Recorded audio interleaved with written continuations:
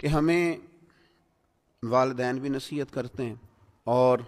School college में इदारे में जाते हैं तो वहाँ असातिज़ा भी हमें नसीहत करते हैं। बिलखुसूस तलबा बाज़ औक़ात इस बात की बड़ी शिकायत करते हैं कि देखो जी, बड़ा भाई भी हमें बिठा के देर तक लेक्चर देता है, फिर हमें यह कहा जाता है कि जुमे वाले दिन भी वक्त पर आओ, वहाँ भी तुम्हें नसीहतें सुननी है।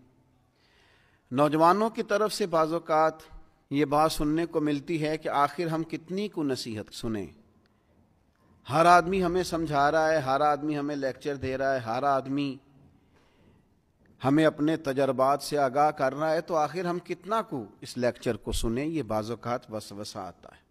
तो पहली बात तो मैं ये अर्ज़ करूँगा अपने उन नौजवान दोस्तों से और स्टूडेंट से और जिनको नसीहत की जा रही है कि मैं बड़े इंशराह सदर से आपको अर्ज़ करता हूँ कि आप खुश नसीब हैं कि आपको बहुत सारे समझाने वाले मिले हुए हैं। कम नसीब होता है वो शख्स जिसे कोई समझाने वाला नहीं होता। और फिर कभी आपने देखा है ज़मीन को, उसमें हल चलाया जाता है, बीज बो दिया जाता है, फसल उगाती है, उस फसल को काट के फिर से बीज बोया जाता है और फिर से फसल उगती है और फिर से उस जमीन के सीने पर हल चलता है।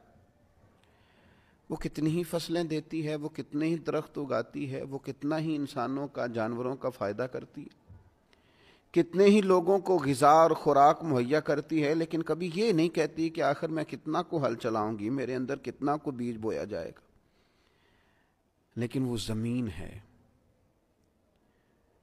उसके सीने को अल्लाह ने इतनी वुस्अत दी है कि हर आने वाला बीज अपने सीने में कबूल करती है